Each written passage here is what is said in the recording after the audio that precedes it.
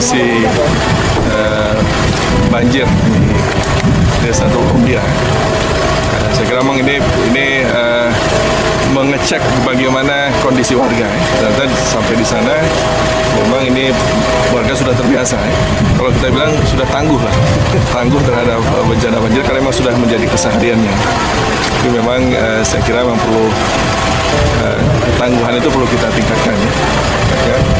Dan juga tadi saya ngecek bagaimana dengan harga-harga. Ternyata harga barang juga belum naik ya, sama dengan sebelum banjir. Nah itu saya kira yang perlu dijaga.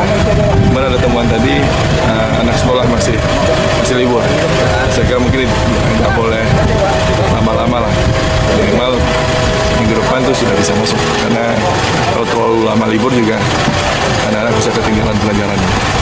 Nggak ada keluhan sebenarnya, bahkan secara ini mereka karena sudah terbiasa ya. Cuman mungkin ya untuk meningkatkan ekonomi memang perlu diatur ya, karena ada juga mengatakan bahwa beberapa tanaman yang ditanam kemudian ya sebelum panen sudah kena banjir.